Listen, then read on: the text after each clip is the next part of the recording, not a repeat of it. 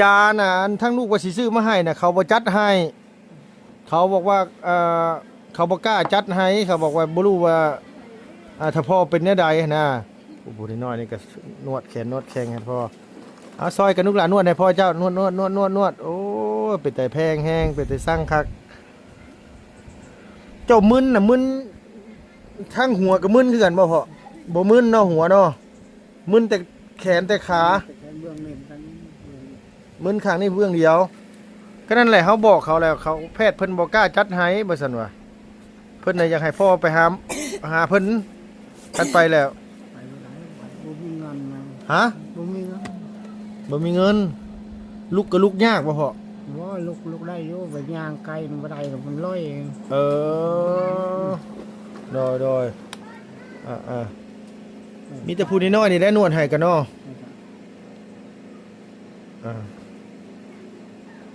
โอ้ยพี่น้องเอ้ยเฮาว่าพ่อมึน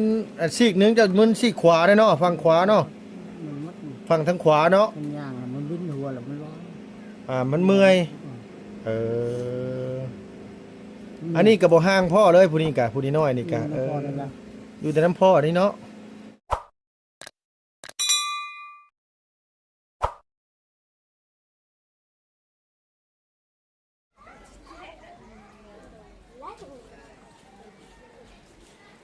กราบสบายดีและสวัสดีเด้อพ่อแม่พี่น้องเบิดสุขุสุคนเนาะระหว่างในและกะต่างประเทศพี่น้องที่เขามารับมาชมช่องของลุงเฮิมชาแนลคือเก่าคือเดิมเนาะพี่น้องเปิดคลิปมามื้อนี้ก็อยู่บ้านเฮือนซ่านของน้องบุตรพี่น้องเอ้ยพอดีว่ามื้อเช้านี่ลุงแล่นเข้าไปคลินิกเนาะว่าสิเข้าไปซื้อยามาให้ทางพ่อน้องบุตรบอกอาการเพิ่นแล้วเพิ่นบ่จัดยาให้เพิ่นว่ายันมันเป็นไปทุกที่นะพี่น้องเพิ่นก็บอกว่าให้ทางถ้าพอเราไปหาหมอแล้วเพิ่นจะได้ตรวจเพิ่นก็จะได้เบิ่งอาการเฮาว่าเฮาเป็นแนวใดแล้วเพิ่นจึงจัดยาถูกตามที่โรคเฮาเป็นเนาะเฮาไปบอกอาการซื่อแล้วแพทย์เพิ่นก็เลยบ่อยากจัดยาให้เนาะเพราะว่าเพิ่นยันมากินแล้วยันมันเป็นไปทั่วว่าซั่นว่าเนาะจากมึนตีนมือมันก็สิเป็นแนวอื่นขึ้นนะพี่น้องเอ้ยเพิ่นก็บ่กล้าจัดให้มีแต่ว่าการทางถ้าพอเรามีเวลาแหละให้เราไปหาหมอน่ะแพทย์เพิ่นจะได้เบิ่งอาการเนาะเพิ่นก็สิออกยาให้ตามที่อาการที่เราเป็นลุงไปซื้อไปเช้านี่เพิ่นบ่ขายให้เนาะพี่เนาะก็เลยที่มาบอกเนาะว่าทั้งถ้าพอเราถ้าเราว่างก็ให้เราไปพบแพทย์เบิ่งเนาะเพื่อมันเป็นหันเป็นนี่เดี๋ยวมันสิอาการมันสีลามไปเป็นอย่างอื่นนะพี่เนาะแต่ทั้งนี้ทั้งนั้นก็คือว่าอะไรนะพี่เนาะเรื่องปัจจัยเรื่องเงินเรื่องทองนี่แหละสิไปหาแพทย์หาหมอก็ต้องใส่อุปมาณต้องมีเงินติดไม้ติดมือไปน้ำเนาะพี่น้องวันนี้เขาก็ต้องถือไปแต่ทั้งนี้ทั้งนั้นกันคือน้องวุฒินี่ก็บ่รู้ว่าเราเสียเงินมาจะใส่ผ้าพอเราไปหาหมอกันยังคิดนักอยู่เนาะพี่เนาะวันนี้น้องเพิ่นจะไปเฮ็ดกับข้าวให้ทางน้องๆนักเรียนอยู่โรงเรียนบ้านแก่งทองกินหรือว่ามันเป็นจุเป็นหน่วยหรือว่าเป็นกลุ่มเป็นเป็นไงนะพี่น้องเป็นเขตหรือเป็นหน่วยบ้านนั่นแหละเนาะแต่ละหน่วยแต่ละมือเพิ่นก็ต้องแบ่งกันไปเฮ็ดกับข้าวกับน้ำให้น้องๆกินอยู่โรงเรียนมาเลยก็เห็นทั้งกระโปรงแล้วนอนอยู่แล้วก็ยังบ่ตื่นครับอาการบ่รู้ว่าดีขึ้นหรือว่ามันแย่ลงเนาะเพิ่นเนาะมีแต่ว่าสิพากันเข้าไปเบิ่งน้ำกันแนวใดก็ถ้ามันหนักหนาสาหัสอะไรก็เฮาก็ต้องอยากให้ถ้าพอแล้วไปโรงพยาบาลโรงหมออะไรเนาะพี่น้องเอ้ยอากาศก็เปลี่ยนไปเปลี่ยนมามื้อนี้ก็ครึ้มฟ้าครึ้มฝนแน่ลมก็แห้งมื้อนี้พี่น้องเอ้ยอยู่ทางเมืองเซโปนเฮารักษาสุขภาพไปเด้อเพิ่นเด้อแต่ละผู้ละคนเนาะใส่เสื้อแขนยาวหลายๆพี่น้องเอ้ยมีแต่ว่าสิเข้าไปปลูกไปล้มน้ำนองเพิ่นก่อนเนาะเห็นความรักใครอยากแรกนะฮะเธอจะแอบไปแล้วเลิกกันเถอะไอ้ตรงนี้ทำป๊า โอ้อายะตะแข็งแรงอีหลีแข็งแรงอีหลีข้าวสารนึกข้าวเปลือกน่ะโอ้โก้ยพี่น้องเอ้ยต้องแปลมีคนแปลให้ฟังแล้วว่ายังเกาะข้าวเปลือกโดยสบายดีหนาวเฉพาะนางพิงแดดเฉพาะเดี๋ยวนี้น่ะลุกมานี่เนี่ยมีแนวอยากถามอันนี้นี่ตั้งแต่เลข0ฮอดเลข9นี่เพิ่นมาเฮ็ดหยังล่ะประมาณนำมันสิคืนฮอดใส่ อ๋อโดยคันขึ้นมาฮอดพี่นี่คือสูงสุดมันเคยมีบ่ขึ้นมาฮอดพี่น่ะเคยบ่หมายความว่าขึ้นมาฮอดพี่นี่ท่วมหมดนั่นน่ะเพื่อนเรานี่ ท่วมหมดเลยมันจักปีที่ผ่านมาแหละอันที่มันเป็นแบบนี้4ปีแล้ว4 ปี5 ปีที่ผ่านมาไปใส่มานั่งมานี่เฮ็ดกินให้เด็กน้อยอยู่เรียนอ๋อไปเป็นแม่ครัวไปเฮ็ดกินให้น้องๆนักเรียนอันนี้มันเป็นโครงการของรัฐเปล่าล่ะอ๋อคือเฮาไปนี่คือเฮาเจ้าแตงแต่ละเฮือนคนนึงอ๋อแต่ละคุ้มเนาะคือมื้อนี้บุญไปจักคนซะ4คนก็คือ4เฮือนเฮ็ดหยังให้น้องกินมื้อนี้เฮ็ดหยังให้น้องๆนักเรียนกินเขาแกงซีนหมูใส่ผักสลัดแกงซีนหมูใส่ผักกาดแกงซีนหมูใส่ผักกาดเนาะแล้วก็ข้าวหุงหรือข้าวเหนียวเฮาข้าวเหนียวเขาจะถือแต่ละคนคือน้องแต่ละคนนี่คือต้องถือไปมีแต่กับข้าวอย่างเดียวแต่กี้หันเขาเจ้าอันนั้นหุงเขาเจ้าหุงข้าวเจ้าให้แต่มันยุ่งยากเนาะก็เลยให้น้องๆถือไปเองแล้วเขาเจ้าเฮ็ดกินอาหารให้ซื้อเฮ็ดอาหารให้กินซื่อโอ้จะบอกกลับกันไหมอย่าบอกกลับกันไหมบอกให้มันถึกได้ไหมบอกกลับกันเนาะกินอาหารซื่อบ่แม่นมันต้องเฮ็ดอาหารให้กินจังซั่นแหละโอ้แล้วอีปานนั้นอยากได้ผัวคนไทยว่ายังกลับไปกลับมาอยู่เนาะแม่นบ่สนาลุงว่าแต่เพิ่นบ้านเพิ่นน่ะเว้ากลับกันพี่น้องเอ้ยสมมุติว่าเพิ่นมาแต่ป่าเนาะบ้านเฮาก็สิเอิ้นว่ามาแล้วแต่ว่าน้องเพิ่นสิว่าเมื่อแล้วเมื่อนี่คือเมื่อแต่ป่ามาเฮือนแม่นบ่ที่จริงเนี่ยกลับมาที่คันเมื่อแล้วนี่คืออยู่เฮือนเฮาแหละคือสมมุติว่าน้องวุฒิเนาะไปเล่นเฮือนเจ้าเลยลุงถามว่าน้องวุฒิไปไสแล้วเมื่อเฮือนแล้วนี่จังซี่น่ะถึกบ่แม่นว่าเราไปกับเฮือนเจ้าเลยแล้วมาอันหยังเมื่อแล้วอันนั้นบ้านลุงเขาบ่เข้าใจบ่ค่อยเข้าใจว่าเมื่อแล้วก็คือเห็นมาสินะคือน้องจันว่าว่านี่เนาะต้องหัวไปส่งแม่นมเนาะเดี๋ยวจะกลับมาแล้วน้องจันว่าแล้วเมื่อแล้วลูกก็คิดว่าน้องหัวน่ะอยู่พุ่นกับแม่นมอยู่พุ่นที่ไหนได้ตัวกลับมาแล้วอยู่ข้างล่างโอ้บ้านเขาเจ้าเว้าเด็กชนหลายจะกลับกันว่าแบบว่าบ่ถึกเนาะแต่ว่าภาษาว่าภาษาตัวเองก็ประมาณนี้บ่ดีว่าคนละอย่างกันคนละอย่างเนาะเพราะว่าเว้าภาษาลาวแต่น้องอาจสิบ่ค่อยคล่องปานใดไสถ้าพอเป็นจังได๋แน่ถามอาการก่อนไข้อยู่บ่ขยับมาพี่แน่เห็นว่าก็ยับมาทางนี้แน่มาเว้ากันแน่พอดีว่ามื้อเช้านี่ลุงไปอันว่าห้านขายยาเลยนั่งเด้อลุงบอกอาการที่ถ้าพอแล้วเป็นน่ะแพทย์เพิ่นบ่จัดให้แพทย์เพิ่นบอกว่าต้องเฮาไปเองเดี๋ยวเพิ่นตรวจเบิ่งอาการเฮาเป็นแบบใดแล้วเพิ่นจังจัดยาถือคันเฮาบอกว่านี่สมมุติเพิ่นจัดมาแล้วจนเพิ่นกินแล้วมันเป็นหันเป็นนี่มาแล้วมันเขาเจ้าแบบว่าย่านนะแบบมันเป็นนั่นเป็นนี่มาแล้วยันเฮาไปเอาเรื่องเอาหยังเพิ่นนี่แหละกับแม่นของเพิ่นอยู่เพิ่นเป็นแพทย์เพิ่นก็ต้องไปตรวจอาการเฮาก่อนเพิ่นสิเอายาให้เฮาเนาะเพิ่นก็บ่ได้บ่จัดให้แล้วไข้ขึ้นอยู่บ่มึนน่ะยังมึนคือเก่าอยู่บ่ยังมึนอยู่แต่เรากินข้าวอยู่เรากินข้าวได้แล้วถ้าพ่อเราอยู่เฮือนมาเดี๋ยวนี้แล้วนอนบ่อยากกวนบ่ได้แล้วพี่น้องก็นอนเพราะว่าเราบ่ค่อยสบาย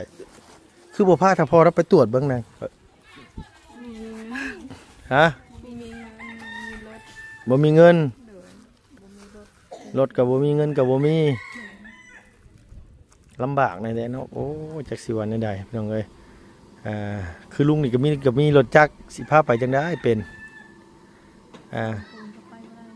โดย3คนก็ไปบ่ได้เนาะจะว่าแต่3คนเท่าลุงกับเท่าพ่อแล้วซื้อกับน้องวุฒินี่ก็ยังเรียบร้อยเด้นะยางรถแตกแล้วถึงสิมีรถกับเงินงบประมาณบ่มีก็บ่ได้คือเก่านั่นล่ะเนาะป้าไปหาแพทย์หาหมอมันก็ต้องมีเงินติดตัวได้พี่น้องเอ้ยแม่นอยู่แบบ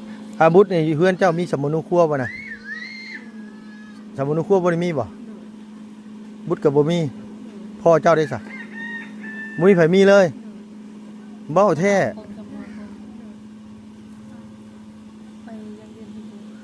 ไปยังยืนมีบ่หมายความว่าบุตรนี่เป็นคนเถื่อนที่นี่ป้าต่างดาวว่านักแหละพี่น้องเอ้ยนี่เถื่อนเลยนี่นะบ่รู้ว่าสัญชาติอะไรเด้อบ่รู้ว่าเป็นสัญชาติอะไรบ่รู้ว่าเป็นอันนี้เนี่ยใดมาพี่นะอาจารย์มาพี่นะคันสิมาอะไรก็ได้อาจารย์เพิ่นมาพี่น้องเอ้ยพุ่นน่ะย่างมาแหละกลับไปแล้วมากับไผวะอาจารย์มาผู้เดียวแล้วมั้งเนาะน้องจันอยู่ปลูกผักอยู่เฮือนผู้กับบ่บุญป้าน้ำเซลงน่ะบ่นางมันลงไว้ปานนั้นบ่เฮ้ยฮะลงฮอดครึ่งน่ะบ่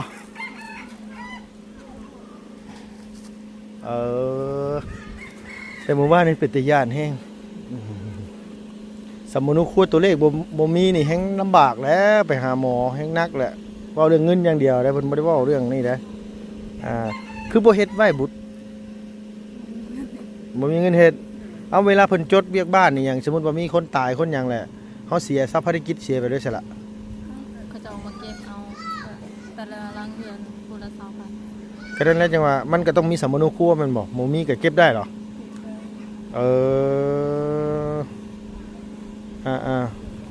แต่ว่ามันบ่ได้ใช้สมนุครัวจริงอยู่บ้านลุงมันต้องใช้สมนุครัวนี่น่ะไงแต่ละเฮือนแต่ละอันนี้เฮาก็ต้องใช้สมนุครัวเฮือนเฮาถ้าบ่มีสมนุครัวก็มันก็เข้าน้ำหมู่บ่ได้สินะ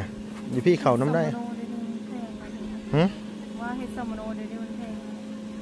เอาเวลาทางเมืองเพิ่นลงมาเฮ็ดให้ได้ซะเฮาบ่ได้ไปเฮ็ดเอาซะคันทางเมืองเพิ่นมาเฮ็ดให้น่ะมันถูกอยู่น่ะหัวนึงก็ว่า200,000 300,000นี่แหละนี่เฮาเฮ็ดเองว่าเฮ็ดตัวนี้คันเฮ็ดเองน่ะแพงประมาณล้านบ่อยู่เพิ่นสาวน้ำหั่นน่ะ3ล้านยังบ่พออยู่3ล้านเฮ็ดสาวน้ำเราแลนเฮ็ดเองแล้ว3ล้านยังบ่พออยู่ลุงอันนี้เป็นคนที่ว่าบอกให้น้องเพิ่นเฮ็ดนะเพิ่นสนามเราก็บ่ได้มีคือน้องบุตรนี่แหละแต่ว่าบ้านเลขที่เพิ่นเจ้ามีบ่ซั่นน่ะบ้านเลขที่นี่มีแต่สำนุครัวบ่มีบ้านเลขที่มันก็ต้องขึ้นกับสมโนแต่ว่ามันคือบ่มีสมโนได้ขึ้นบ้านเลขที่ได้วะแตกต่างกันแน่นอนถึงเนาะพี่น้องเอ้ยเนาะโอ้ยว่าสิซื้อยามาให้เราแต่บัดเพิ่นบ่ได้อันว่าขายให้จักสิว่าจังได๋แล้วถ้าพอแล้วก็นอนอยู่เฮือนพี่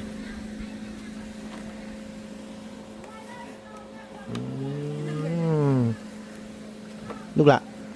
สบายดีป่ะลุงเนี่ยทุจ้าดูอันนี้ดวงน้องผู้น้อยก็บ่ให้ห่างจากพ่อเลยเนาะคือคันพ่ออยู่ไสก็อยู่หั่นบ่ล่ะแม่เราเสียตั้งแต่เราอายุจักปีน่ะฮะเราหาก็หากลางนางเป็นหาแต่นางเป็น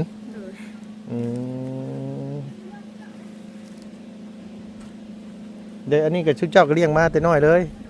ซอยกันเลี้ยงกับพ่อเจ้าเนาะเลี้ยงน้ำกันกับพ่อกับนี่แล้วเขาเฮียนยังบุตรเขาแล้ว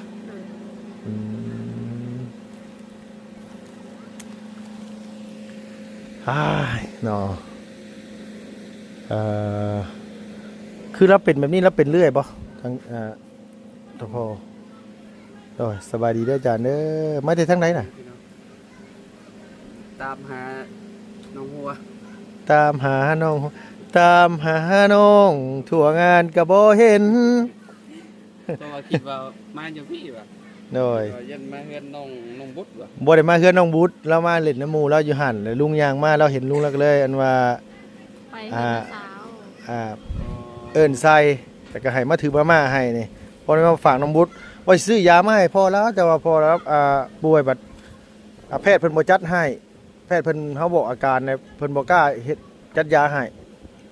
แล้วเป็นรอยนะอาจารย์เป็นรอยแล้วรอยซีกหนึงแล้วมึนตีนมันมึนขาซีกหนึงหั่นน่ะจักมันสิเกี่ยวกับประสาทหรือเกี่ยวกับเอ็นกับหยังเขาก็บ่ฮู้เขาว่าน่ะเขาจัดให้บ่ได้ อืม ก็เลยบ่ได้มาก็เลยว่ามาบอกน้องบุตรน่ะนะก็นี่แหละมาซอยกัน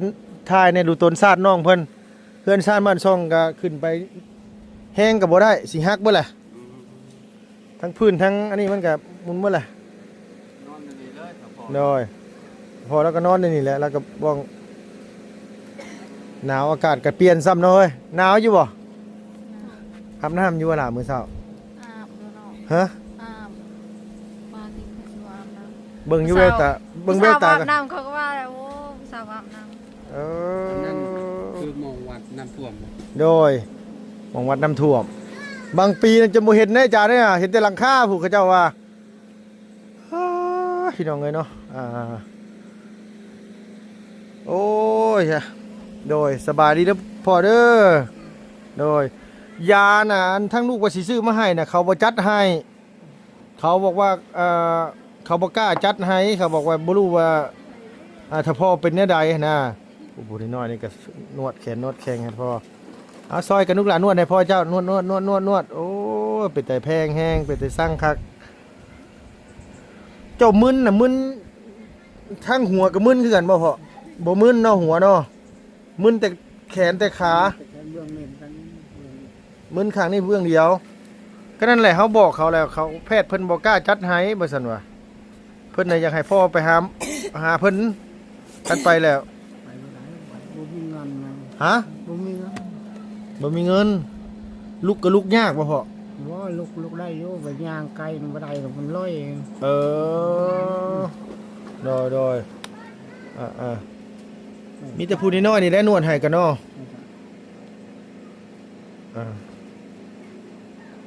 โอ้ยพี่น้องเอ้ยเฮาว่าพ่อมึนซีกหนึงจะมึนซีกขวาเด้อเนาะฝั่งขวาเนาะ มันมัด ฝั่งทางขวาเนาะ มันย่างอะมันวิ่นหัวแล้วมันลอย มันเมื่อยเอออันนี้ก็บ่ห่างพ่อเลยผู้นี้กะผู้น้อยนี่กะ พอแล้วล่ะ อยู่แต่น้ำพ่อนี่เนาะน้ำเอื้อยน้ำอ้ายเพิ่นก็บ่ได้ไปปานใดบ่พ่อ ว่า อืมเป็นไอบ่ลูกล่ะ เป็นไอ้ต้องทำ พี่น้องเอ้ยจักสิว่าในใดเฮาก็ได้โอ้ยเฮาบอกว่าจัดให้บ่ได้บ่เพิ่นว่าจัดบ่ได้เพิ่นว่า มันก็มึนหมดเลย เออ อืม แต่มันลอยบ่พ่อบ่ได้ลอยบ่ถือว่าเนี่ยลอยบ่ มันจะลอยแล้วก็ย่างมึนๆเลยมันจะลอยแล้ว อื มันแห้ง ม ไปแห้งใหม่ก็ย่างบ่ได้ โดยเขาแพทย์เพิ่นก็บ่ฮู้ว่ามันเกี่ยวกับสมองหรือว่ามันเกี่ยวกับเส้นกับเอ็นเพิ่นบ่กล้าจัดยาให้ว่าซั่นว่า มันเกี่ยวกับเส้นนี่แหละ อืมว่าสิซื้อมาให้บัดคือจังซี่แหล้วพี่น้องเอ้ยงบว่าสิให้ถ้าพ่อแล้วไปหาหมอเฮาก็บ่มีเงินแต่ว่ามีเงินเนี่ยก็พอไปพอให้เขาตรวจให้ก็จะไข้ขึ้นมาจักนำพ่อเนาะเป็นมานี่จักมื้อแหละพ่อ ชามมื้อนี้แหละ 3มื้อนี่แหละเราก็ลุกยากนะพี่น้องเอ้ยลุกกับลุกลำบากนะ ได้กับบิดพอเป็นแล้วมันวิน น้อย วินกับมื่นบ่ได้ทำ มันวินเนาะวินหัววินหยังสิเนาะ วินเฮือนกับมันจะไปมันปิ้นไปปิ้นมาเฮือน โดยมันวินหัวแหละมันบินหมุนไปหมุนมา อืม เออโดยหนาวกับผ้าห่มที่เพิ่นซื้อมาให้นี่ก็เอาลงมาห่มมาเด้อพ่อเด้อ มันหนาว หืม หนาว บ่หนาวบ่ จะลมนี่เลยผม น้อย แต่มันมึนหนึ่งลุกได้ มันเมื่อยลูกสาวกับแป้งพ่อแท้ๆได้พี่น้องเลยพูดน้อยนี่ก็ได้เอาสิว่าเป็นไงคันว่ามีงบประมาณพาเราไปหาหมอกับหายเบาบุญอันว่าพาไปกับพอได้อยู่พี่น้องเลยแต่งบประมาณนี่แหละมันบ่มีเนาะเงินทองไปหาแพทย์หาหมอยังคิดไล่กัน มีตั้ง2-3 ล้านพุ่นได้อย่างน้อยๆก็เนาะอาจารย์เนาะนำซ้ำบัตรสมนุครัวตัวเลขแล้วบ่ได้มีบาดทีนี้ไปเพิ่นถามหันอีกก็อุกตัวนี้อีกก็บ่แฮงฮะ ก็ต้องมีสำรอง คลินิกก็มีคือกันคลินิกก็ได้นี่คือกันเราก็ต้องถามข้อมูลหั่นเด้บางเทื่อแล้วเฮาเป็นคนลาวแต่ว่ามันบ่มีสมนุครัวบ่มีตัวเลขเพิ่นก็บ่ฮู้ว่าเฮาสิเป็นคนลาวแท้หยังบ่หั่นน่ะเพราะฉะนั้นตัวมีบ่ตัวน่ะมีอยู่เนาะแต่ว่ามันเก่าเนาะ มันเก่าก็บ่เป็นหยังได้บ่มีอยู่นะมีนั่นอยู่ในหั่นนะสิถือไว้ยังมาให้อันอีหลาบุตรไปซะอยู่เฮือนมีอยู่เด้อ เอาญาติว่าลุงสิมอบเองนะ บ่จะมอบเอาเจ้าให้ก็ได้ดอกมีแต่มาม่าได้นะมาต้มกินเด้อยานะบ่ได้มาซ้ำโดยเฮ็ดจังได๋สิให้ภาพถ้าพอเราไปหาหมอได้บ่เด้ฮะ บ่มีเงินสิไปเนี่ยก็ต้องนอน ต้องนอนแบบนี้ เอาก็สิเฮ็ดได้ถ้าเฮาบ่มีเด้ ยังไงเอาลูกรักลูกยากขนาดอยากลูกก็ลูกยากขนาดเนี่ยถามว่าลูกได้บ่บัดลูกได้อยู่หันแต่ว่าลูกยาก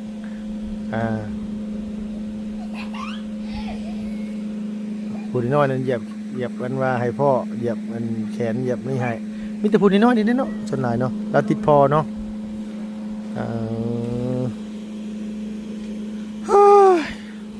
เฮือนกระห่างพ่อกระป่วยบาดที่นี่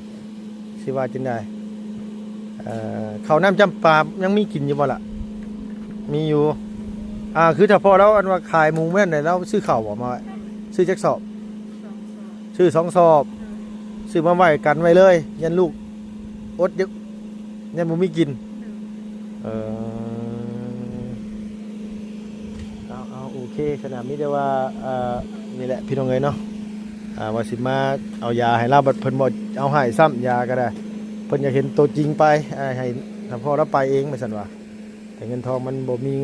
พาไปนี่แหละโอเคชนะสบายดีเด้อเด้อโดย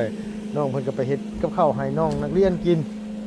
แต่มาพี่น้องเอ้ยอันผู้น้อยนี่ก็อยู่กับพ่อคอยบีบคอยนวดให้อยู่ว่าซั่นว่าในใดก็ตามแต่เนาะพี่เนาะฝากกันทั้งครอบครัวอีหล่าเพิ่นไว้นำแน่พี่น้องเอ้ยอยากสดซอยน้องเพิ่นแบ่งเบา